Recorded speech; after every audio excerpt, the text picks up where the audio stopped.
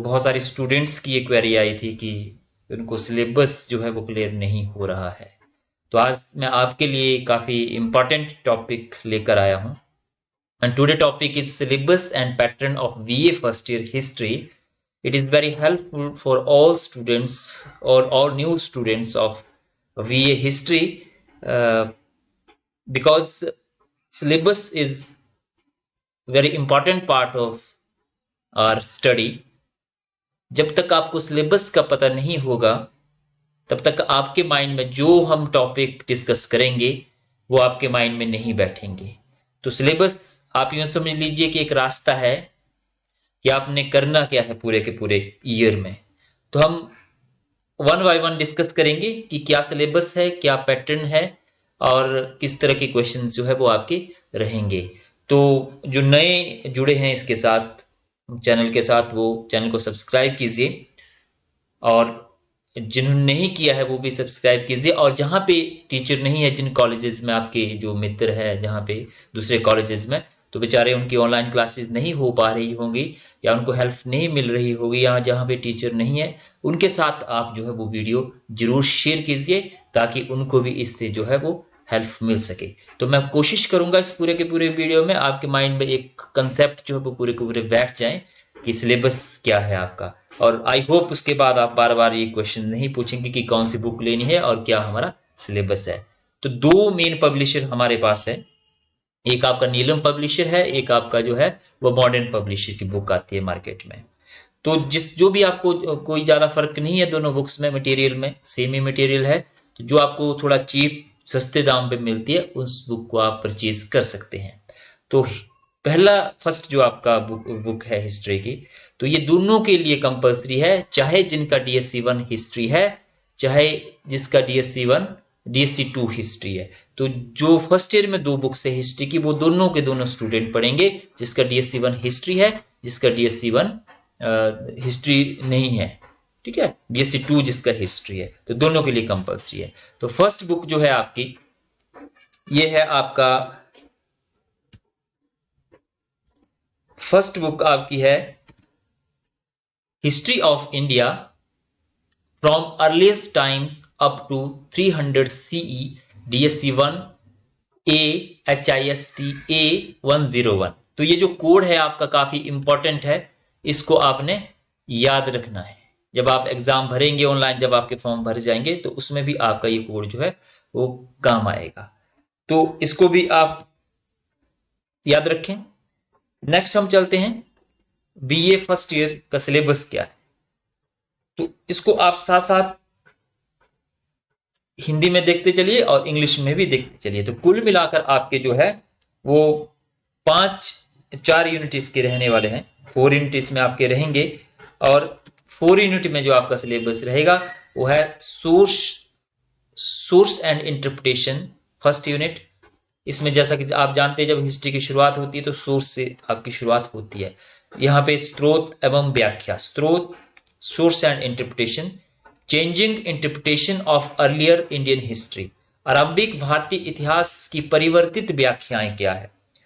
Third में survey of palaeolithic, Mesolithic and Neolithic culture, कि पूरा पाषाण काल, मध्य पाषाण काल और नव पाषाण काल की संस्कृतियों का सर्वेक्षण आपने पढ़ा हुआ है।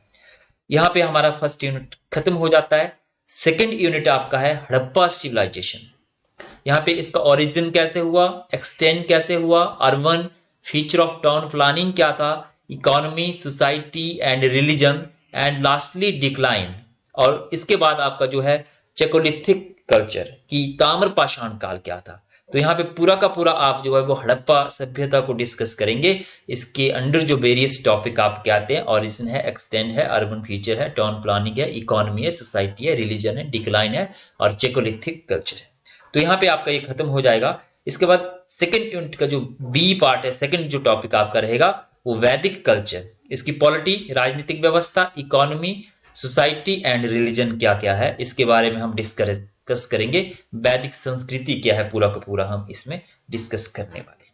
सी आपका beginning of the iron age and megalithic culture, ठीक है, कि लौह काल का आरंभ और महापाषाणिक संस्कृति का जो है वो आरंभ कैसे हुआ। तो यहाँ पे आपका ये टॉपिक रहेगा। यहाँ पे हमारा सेकेंड यूनिट खत्म हो जाएगा और थर्ड यूनिट यहाँ पे आपका स्टार्ट होगा।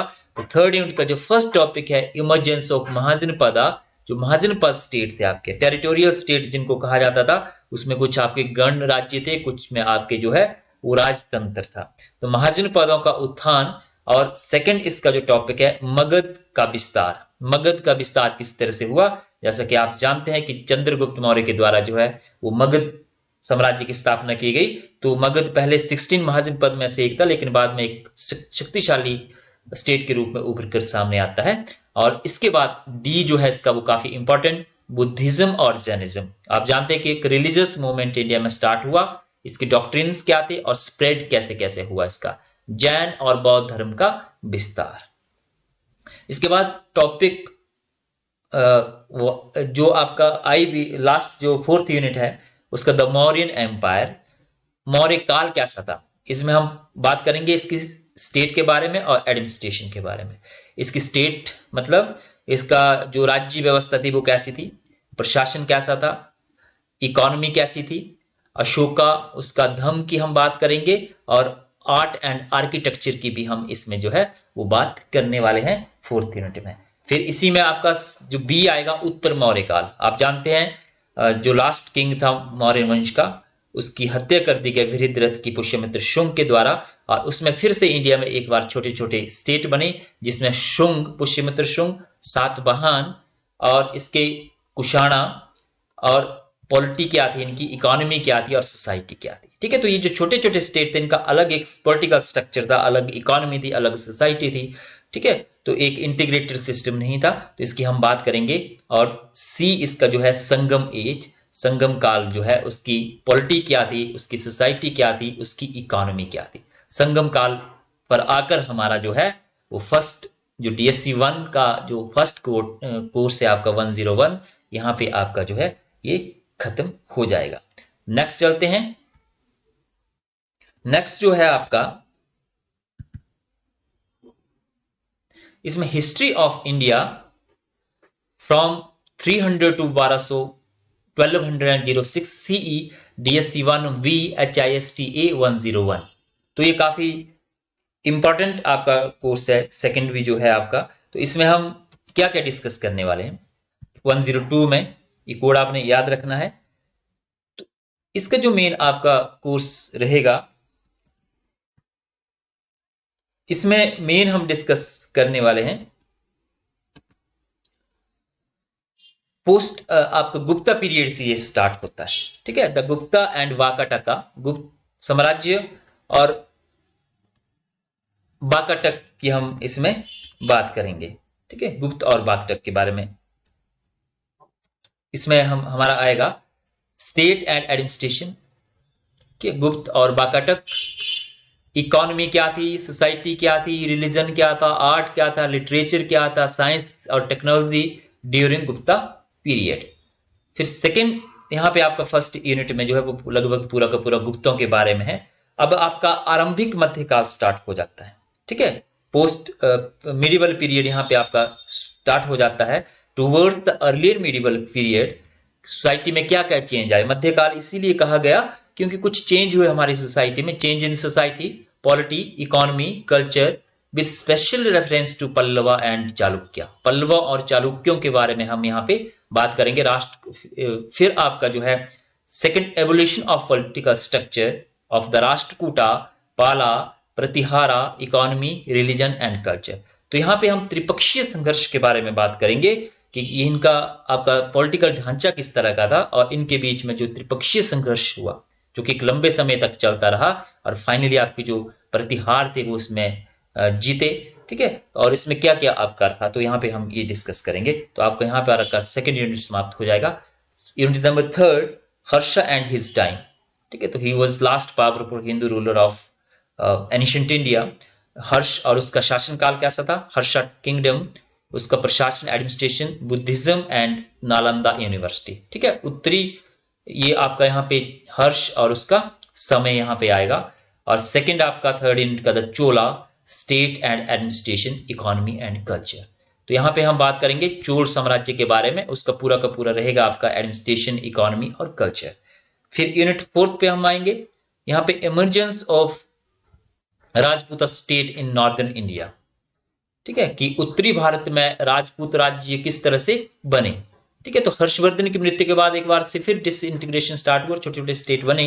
उसमें नॉर्दर्न इंडिया की हम बात करें तो राजपूतों के मेन स्टेट थे आपके। तो यहाँ पे सोशल एंड इकोनॉमिक फाउंडेशंस, सामाजिक और आर्थिक ढांचा किस तरह का था इनका, यहाँ पे हमारा ये डिस्कस होगा। फिर आप जानते हैं कि अरवा इन्वेजन इंडिया पे हुए। Mohammad bin Qasim was the first invader, first Muslim invader who conquest part Sindh part of India. ठीक है, जो सिंध का जो क्षेत्र था उसको कॉन्क्र किया गया इसके द्वारा। तो इसमें हम बात करेंगे कि अरबों के आक्रमण किस तरह से हुए और एस्टेब्लिशमेंट ऑफ दिल्ली सल्तनत, कि उत्तरी भारत में सत्ता के लिए संघर्ष और दिल्ली सल्तनत की स्थापना किस तरह से हुई। आप जानते हैं 1206 में जो है, उसके बाद मोहम्मद बिन कासिम के बाद जो है तुर्कों के आक्रमण शुरू हुए, उसमें गजनी था आपका। उसके बाद गौरी आया और गौरी का जो स्लेब था कुतुबुद्दीन ऐबक, उसके द्वारा जो है वो दिल्ली सल्तनत की स्थापना की गई। तो यहाँ पर आकर हमारा ये जो सेकंड कोर्स है वो खत्म होता है। तो आई होप आपके माइंड में एक पिक्चर बन गई होगी कि हम इसमें करने क्या वाले हैं। ठीक है, तो नेक्स्ट हम चलते हैं कि आपका पैटर्न ऑफ एग्जाम क्या है। तो पैटर्न ऑफ एग्जाम जो है वो एक इंपॉर्टेंट रोल प्ले करता है कि आपका पैटर्न क्या रहेगा, क्या पेपर क्या रहेगा। ये तो बच्चे इसमें कंफ्यूजन में होते हैं, तो पैटर्न के बारे में हम बात करेंगे। तो इसमें आपका जो है 4 पेपर सेट, ठीक है। तो यूनिवर्सिटी जो है वो 70 मार्क्स का आपका पेपर करवाएगी। 30 नंबर जो है वो कॉलेज के हाथ में है, मतलब आपको जो टीचर है उसमें 15 मार्क्स का आपका जो है वो क्या होगा, हाउस टेस्ट होंगे। ठीक है, मिड टर्म होगा 15 मार्क्स और 10 नंबर की आपकी असेसमेंट। और असेसमेंट ही नहीं होगी, उसमें आपका ऑल ओवर जो आपका क्लास में बिहेवियर है, आप कितने डिसिप्लिन्ड है, आपके कितने अलर्ट है, कितने अवेयर है, जो टीचर आपको बोल रहे हैं वो आप फॉलो कर रहे हैं नहीं कर रहे हैं, वो 30 नंबर में वो सारा का सारा भी मैटर करेगा। ठीक है, तो 15 नंबर के मिड टर्म, 10 नंबर के असाइनमेंट प्लस आपका जो पूरी की पूरी एक्टिविटी है उसमें डिवाइड किया गया है 10 नंबर को कि कैसे कैसे करना है, कि आपका डिसिप्लिन, वो सारी चीजें जो है वो चेक होंगी और 5 नंबर आपके अटेंडेंस के इसमें होंगे। तो 30 और 70 जो है वो फाइनल आपका एग्जाम होगा, यूनिवर्सिटी इसको कंडक्ट करवाएगी। तो हम बात करते हैं पैटर्न क्या है। तो the question paper will consist of 5 sections, 5 भागों में ये बांटा होगा। एक फर्स्ट ए भाग जो है वो कंपल्सरी होगा, बी, सी, डी और ई। तो कंपल्सरी सेक्शन की हम बात करते हैं, इसमें आपका सिंगल क्वेश्चन टाइप 8 क्वेश्चन आपसे पूछे जाएंगे, short answer type questions, preferably definition type of question इसमें होंगे। Out of 8 student may be asked to attempt 5 questions, each question 2 marks का होगा, तो 5 इंटू 2 10 नंबर के आपके होंगे, मतलब कि 2 या 3 लाइनों में आपको इसका उत्तर देना है। तो पूरा का पूरा सिलेबस आपका ये कवर करेगा, मतलब शुरू से लेकर एंड तक कहीं से भी पूछ सकते हैं। ठीक है, 2-3 लाइनों में आंसर देना है, 10 नंबर आपके इसके हो गए 5 गुना 2। ठीक है, तो 10 नंबर। इसके बाद सेकंड आपका पार्ट बी आएगा। पार्ट बी में आपके जो है 6 क्वेश्चन आएंगे, शॉर्ट आंसर टाइप क्वेश्चंस। तो इसमें लगभग आपने एक पेज में या आपके उसमें वर्ड लिमिट दी होती है कि 50 से 100 या 150 वर्ड के बीच में आपको लिखना होता है। तो यहाँ पे आपने ध्यान रखना है कि जो पार्ट आपके होंगे उसके क्वेश्चन एक साथ करने हैं। मान लो फर्स्ट पार्ट है आपका, 5 क्वेश्चन आपने करने हैं, तो आपने ऐसा नहीं कि एक यहाँ कर दिया, दूसरे चौथे पेज पे कर दिया, 5वां लास्ट पे कर दिया। तो जो सेक्शन के आपके पार्ट होंगे वो एक साथ करने हैं। अगर आपको नहीं आते उस वक्त तो आप उसमें आप लाइनें छोड़ दीजिए और बाद में उसको अटेम्प्ट कीजिए। तो खिचड़ी आपने नहीं पकानी है इसमें। पार्ट बी में भी आपने कोशिश करनी कि आपके साथ ही वो सारे सब पार्ट, जो जिस क्वेश्चन का सब पार्ट होगा, सब पार्ट वाले क्वेश्चन जो है वो एक साथ ही करने हैं। और ये ध्यान रखना है कि क्वेश्चन नंबर, जैसे कि स्टूडेंट जब हम पेपर चेक करते हैं तो हमारे पास पेपर आते हैं, उसमें जैसे मान लो कोई स्टूडेंट क्वेश्चन नंबर 1 कर रहा है यहाँ पे और फिर वो क्वेश्चन नंबर 4 कर रहा है 1 के बाद, तो वो वहां पे क्वेश्चन नंबर 4 नहीं डालता है, क्वेश्चन नंबर 2 डालता है, लेकिन वो क्वेश्चन नंबर 4 कर रहा होता है, लेकिन वो अपने सीक्वेंस से चलता है। तो वैसा नहीं होना चाहिए। जो क्वेश्चन आप कर रहे हैं और जिस क्वेश्चन का जो नंबर है वही आपने उसमें डालना है। ये भी आपने ध्यान रखना है। जब हमारी क्लासेस लगेंगी हम उसमें तो आपको बता सकते हैं, लेकिन सपोज आपकी क्लासें नहीं लगेगी तो आपको ये पता होना चाहिए। एक सब पार्ट आपने साथ में करने हैं, दूसरे आपने ये ध्यान रखना है। फिर आपका the questions in part 1 and 2 of section A shall be asked in a manner that will cover the entire syllabus. यहाँ पे पूरा का पूरा सिलेबस आपका कवर होगा। और यहाँ पे अब यूनिट वाइज आएंगे आपके, section wise B C D और ई। ठीक है, तो इसमें आपका 4 यूनिट है। 4 यूनिट में से आपके क्वेश्चन आएंगे। मान लो फर्स्ट यूनिट है आपका, उसी में से पूछेंगे। सेकंड यूनिट सेकंड में से ही पूछेंगे। तो यहाँ पे आपके कितने, जैसे मान लो ए है आपका, बी है, बी में 2 क्वेश्चन, सी में 2 क्वेश्चन, डी में 2 क्वेश्चन, ई में 2 क्वेश्चन। ठीक है, तो 2 में से आपके पास ऑप्शन होंगे, आर करके पूछेंगे ये। बी का जो पार्ट होगा उसका दो पार्ट होंगे, 2 क्वेश्चन इसमें रहेंगे, उसमें से आपको ए करना है। सी के 2 रहेंगे, ए करना है। डी के 2 रहेंगे, ए करना है। ई के भी 2 रहेंगे, एक आपने करना है। तो ये 10-10 नंबर का मतलब 4 क्वेश्चन आपके होंगे। 4 दूने 8 क्वेश्चन आपसे पूछे जाएंगे और 8 में से आपने कितने करने हैं? 4 करने हैं। तो यहाँ पे आपका हो गया फर्स्ट जो 2 पार्ट आपके हुए, उसमें 30 नंबर आपके असेसमेंट, 10 नंबर 10 10 10 एंड 10। तो आपके कितने हो गए? 70। ठीक है, 30 नंबर की असेसमेंट, और यहाँ पे फर्स्ट पार्ट आपका 10 मार्क्स का, सेकंड पार्ट आपका 20 मार्क्स का, और 10 नंबर के 4 क्वेश्चंस। तो यहाँ पे आपका जो है, तो यहाँ पे candidate are required to attempt 5 question in all, selecting 1 question from each of the section B, C, D and E, the questions paper and 5 questions from part 1 and 4 from part 2 of the section A। तो I hope आपको syllabus और pattern of exam जो है वो यहाँ पे पता चल गया होगा और आप बार बार अब नहीं पूछेंगे। तो इस वीडियो को पूरा देखना है आपने, और बार बार आपने ये आपका यहाँ पे हम इसको कवर कर दिया। ठीक है, और आप दूसरे जो बच्चे हैं जहाँ पे आपका टीचर नहीं है या जो बच्चे ऑनलाइन क्लासेस अटेंड नहीं कर पा रहे हैं, उनके साथ भी आपने इसको शेयर करना है और सब्सक्राइब जरूर करें। फ्यूचर नोटिफिकेशन के लिए मैं इस तरह से वीडियो जो हूँ वो आपके लिए लेकर आता रहूँगा, क्योंकि